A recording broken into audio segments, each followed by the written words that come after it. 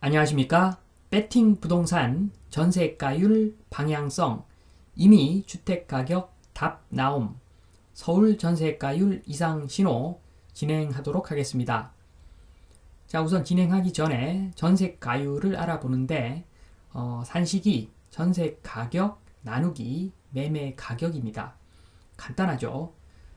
그래서 전세가율이 높다고 하는 것은 매매가와 전세 가격 그 차이가 적다는 의미이므로 갭 투자가 용이하다는 그런 뜻입니다.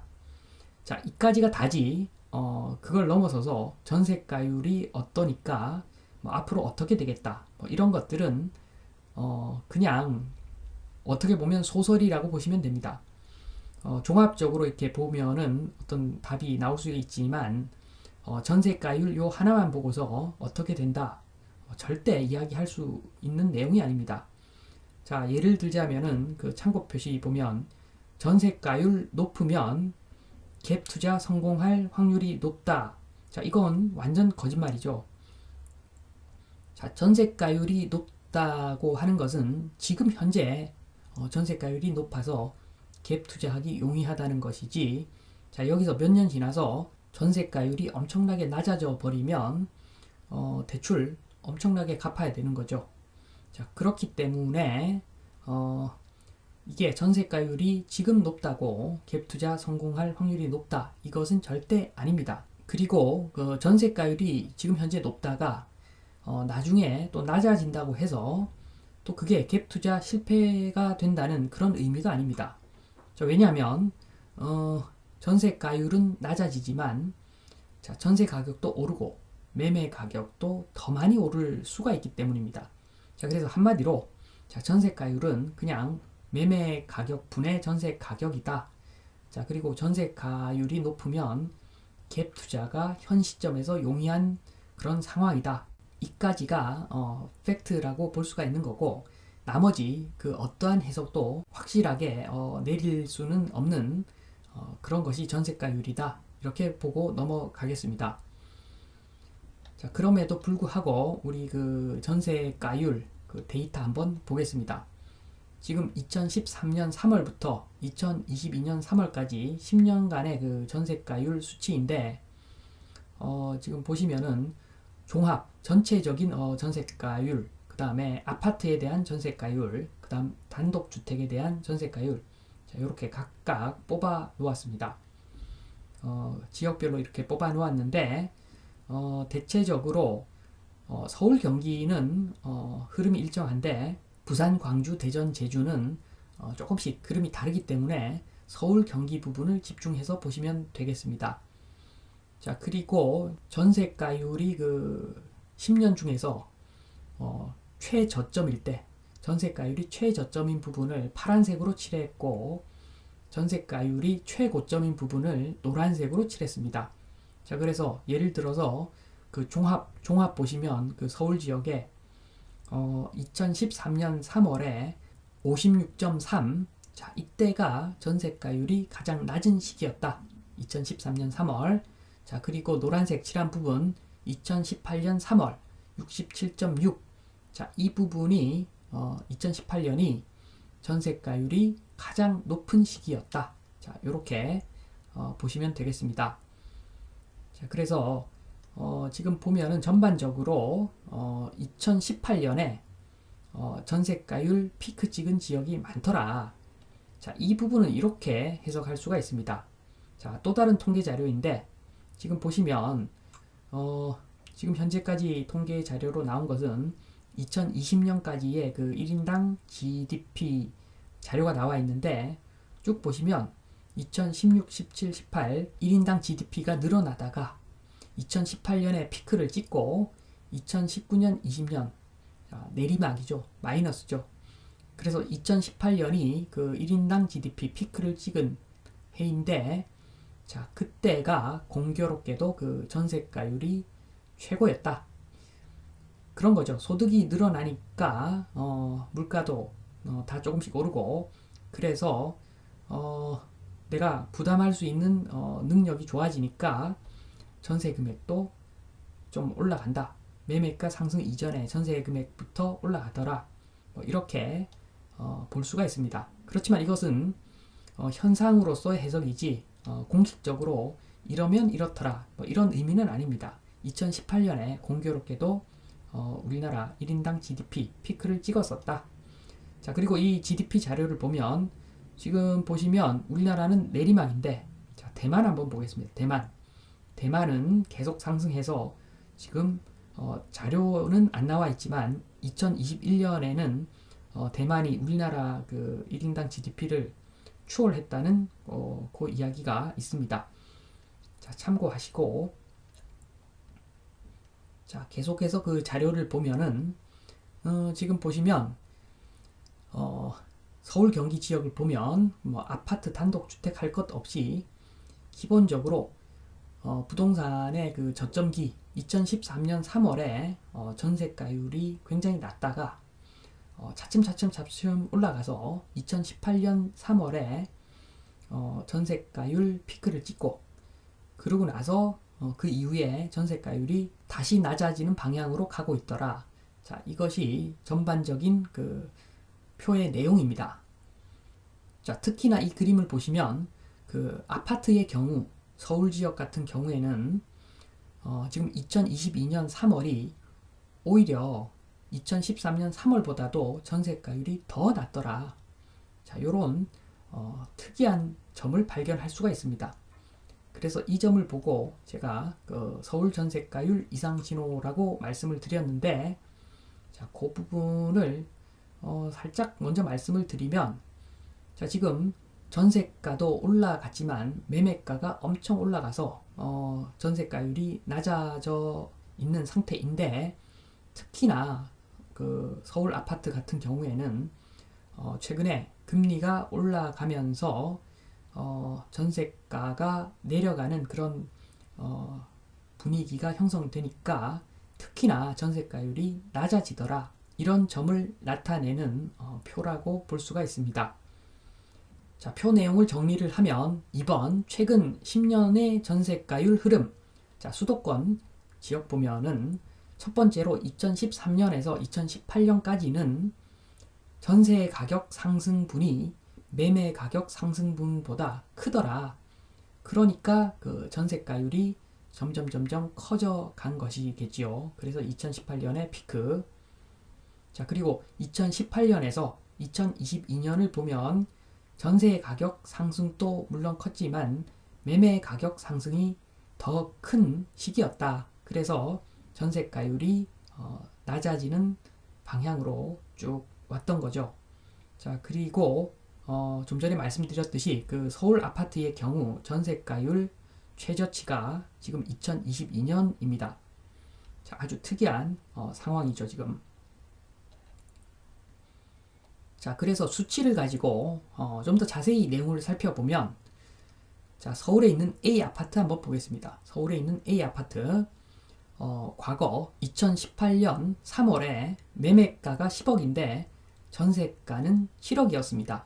자, 그래서 전세가율 70%이고 이때는 저 밑에 한국국채 10년물 금리 보시면 아시겠지만, 자, 이것은 국채가 아니고 시중금리가 한 4% 정도, 뭐 사람마다 다르겠지만 그때는 금리가 4%여서 7억 전세 곱하기 금리 4% 하면 이자 부담이 2,800만원, 1년에 2,800만원 이자 부담을 했더라.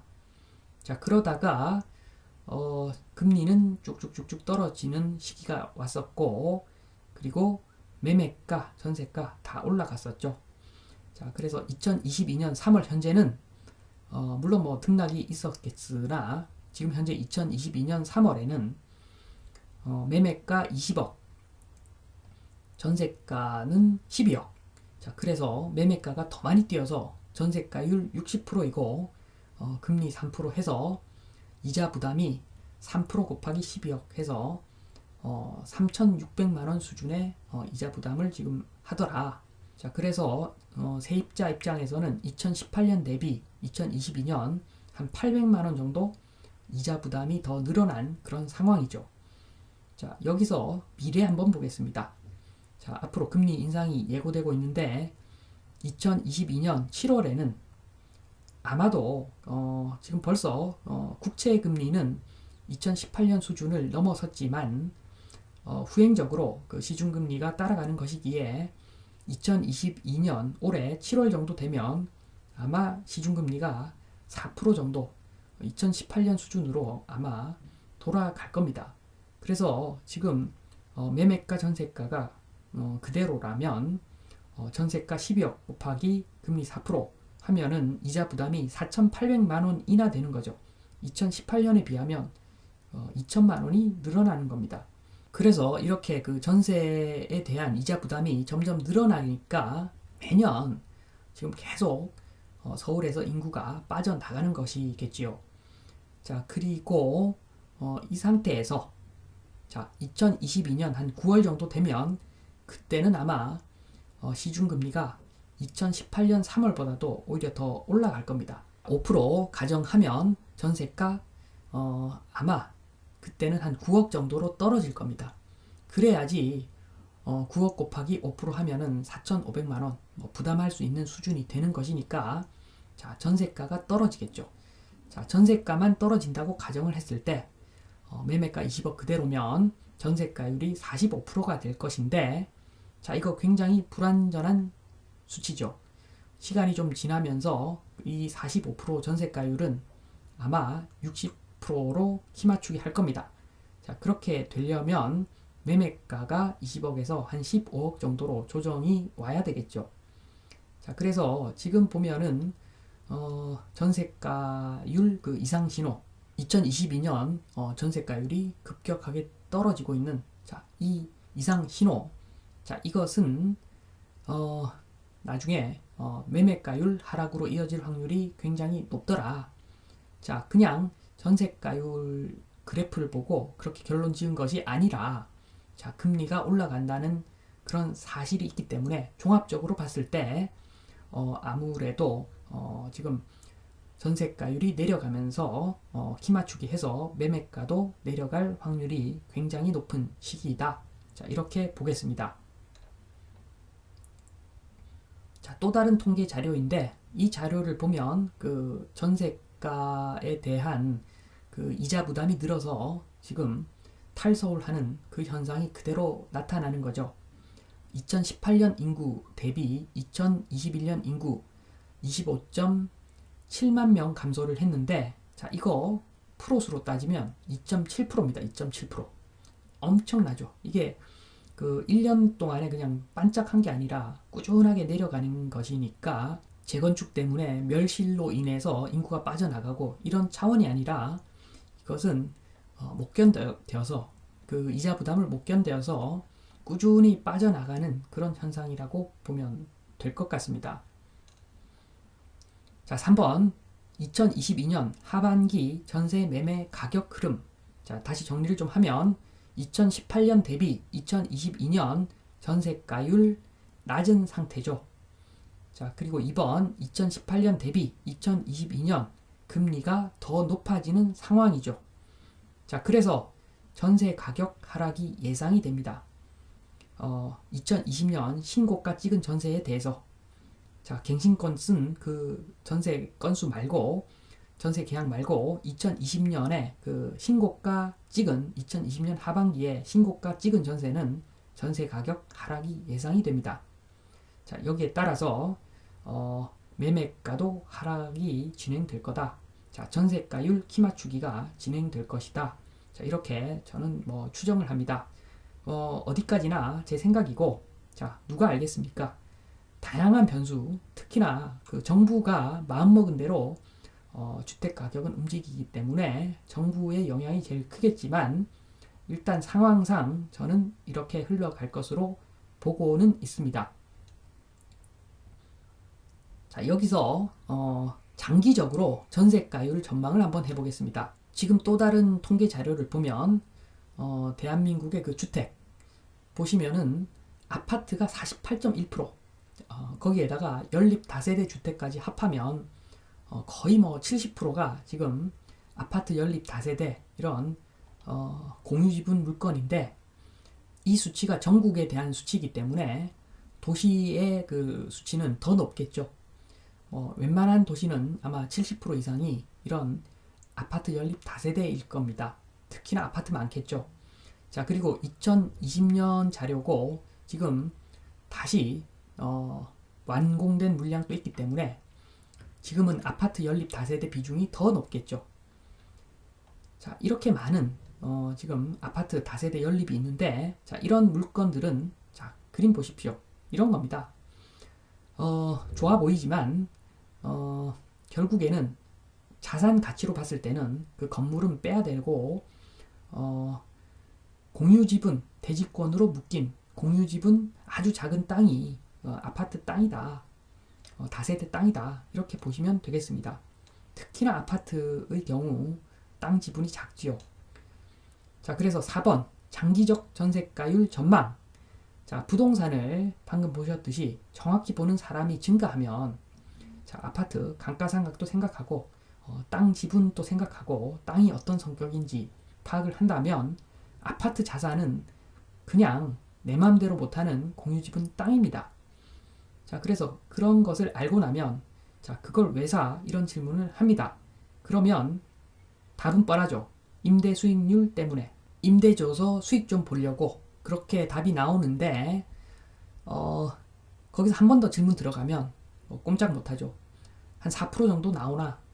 그러면 세금 내고 나면 1%도 안 나온다. 자, 여기서 답이 다 나오는 겁니다.